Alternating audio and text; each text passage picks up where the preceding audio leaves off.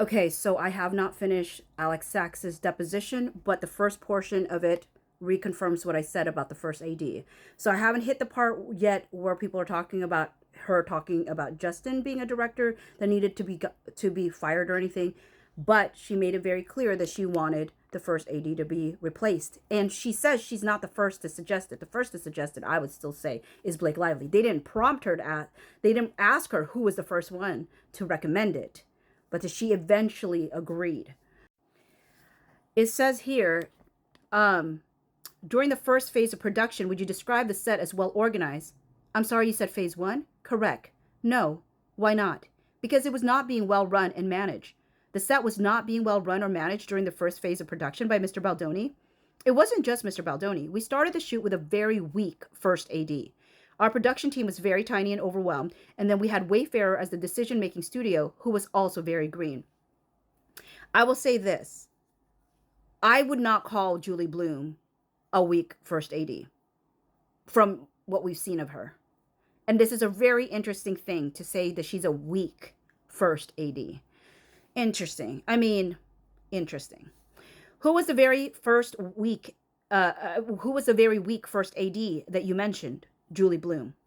Why did you believe Miss Bloom to be very weak? She had come from more recently the television world, which does not require ADs unless you're working on the pilot to really construct the framework for how a production is going to run. And so doing this film, from my memory, she had not done one in a while, and we were just not set up for success as an operation. How would you generally expect a first AD in a film set to, let me rephrase, what are your expectations for how a first AD on a film set performs? That they are hyper communicative, in constant communication with all departments, understanding the timeline of any given day in addition to the prep work to get to that given day. They're also in lockstep with the director and the DP on what the shot list is for the entire day. They also should have a really acute understanding. And here's the thing where I'm going to say this is about Blake Lively. They should they should also have a really acute understanding of the hair and makeup timings and how the actors are going to be operating on set in terms of needing rehearsal, not needing rehearsal, how long it takes for their hair, makeup, and costumes to be done.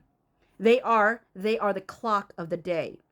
So in your view, did Miss Bloom meet those expectations for how a first AD on a film set should perform? No, I think she tried very hard, but was not able to wrap her head around the entire machine. Did you recommend terminating Miss Bloom as first AD on the film? And she says this, and I really do believe Blake Lively was the one who wanted it.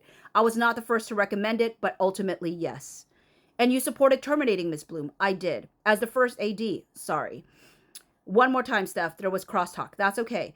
You supported terminating Miss Bloom as the first AD on the film set. Is that right? I did. What were your impressions, if any, of how Mr. Baldoni performed his responsibility as a director during phase one?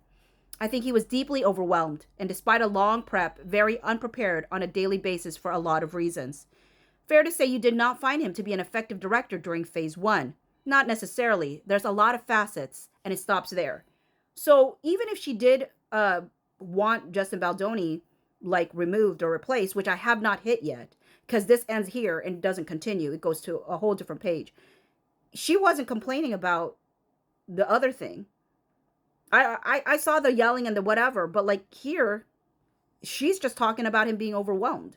So I don't know what page it is that people were talking about her wanting him fired or whatever replaced, but at least my original thought around the first AD still stands.